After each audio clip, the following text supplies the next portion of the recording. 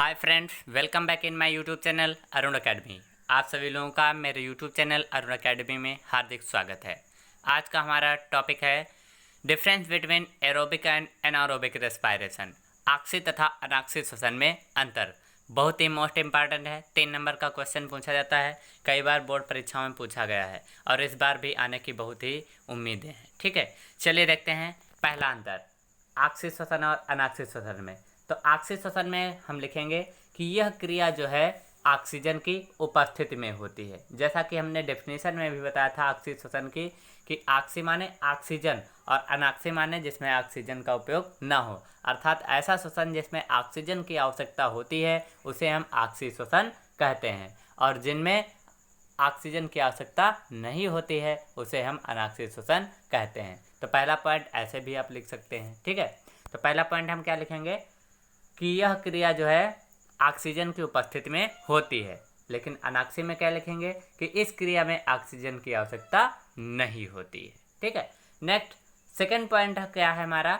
Second point है हमारा कि इसमें ग्लूकोज अणुओं का पूर्ण रूप से विखंडन हो जाता है। ठीक है, आक्सीय श्वसन में क्या होता है कि ग्लूकोज का पूर्ण रूप से विखंडन हो जाता है, लेकिन जो अनाक्सीय श्वसन होता है उसमें ग्लूकोज के अणुओं का पूर्ण रूप से विखंडन नहीं हो पाता है। ठीक है, थर्ड पॉइंट, तीसरा डिफरेंस क्या है, तीसरा अंतर क्या है कि जो आक्सीय श्वसन होता है इसमें एक अणु ग्लूकोज से 673 किलो कैलोरी ऊर्जा प्राप्त होती है। ठीक है, ये मोस्ट इंपॉर्टेंट पॉइंट है कि कितनी ऊर्जा प्राप्त होती है, 673 किलो कैलोरी। ठीक है, लेकिन जो अनाक्सीय श्वसन होता है इसमें क्या होता है कि इसमें ग्लूकोज के एक अणु से केवल और केवल 21 किलो कैलोरी ऊर्जा प्राप्त होती है।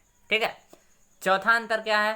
फोर्थ अंतर है कि इस क्रिया में CO2 अधिक मात्रा में निकलती है। ठीक है, अर्थात जो आक्सीय श्वसन होता है उसमें कार्बन डाइऑक्साइड गैस अधिक निकलती है, लेकिन जो अनाक्सीय श्वसन होता है इस क्रिया में कार्बन डाइऑक्साइड की मात्रा कम निकलती है। ठीक है, फिफ्थ, पांचवें अंतर के बारे में हम बात करेंगे। तो पांचवा अंतर है हमारा कि इसके अंत में CO2 व जल बनते हैं। ठीक है, जो आक्सीय श्वसन होता है उसके अंत में CO2 तथा जल बनते हैं, लेकिन जो अनाक्सीय श्वसन होता है इसमें क्या होता है कि इसमें या इसका अंतिम उत्पाद क्या होता है, एथिल अल्कोहल तथा कार्बन डाइऑक्साइड होते हैं। ठीक है, सिक्स अंतर क्या है? इक्वेशन के बारे में हम देख लेते हैं। तो इक्वेशन आक्सीय श्वसन की इक्वेशन क्या होती है, C6H12O6 + 6O2 gives out 6CO2 + 6H2O + 673 kilo calorie ऊर्जा।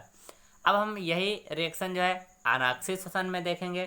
तो अनाक्सीय श्वसन में क्या होती है रिएक्शन, चलिए देखते हैं। अनाक्सीय श्वसन में होती है C6H12O6 अर्थात ग्लूकोज, ये किस में टूट जाती है, 2C2H5OH अर्थात ethyl alcohol + 2CO2 + 21 kilo calorie ऊर्जा।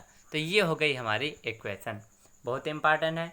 चलिए सेवेंथ अंतर के बारे में बात करते हैं। तो सेवेंथ अंतर क्या हो जाएगा कि आक्सीय श्वसन में एक अणु ग्लूकोज से निर्मुक्त ऊर्जा के अनुबंध से 38 ATP अणु बनते हैं। ठीक है, अर्थात आक्सीय श्वसन में ऊर्जा के कितने अणु बनते हैं, 38 ATP बनते हैं, लेकिन जो अनाक्सीय श्वसन होता है इसमें ग्लूकोज से केवल और केवल 2 ATP के अणु प्राप्त होते हैं। ठीक है, अगला अंतर आठवां अंतर है, लास्ट अंतर है हमारा।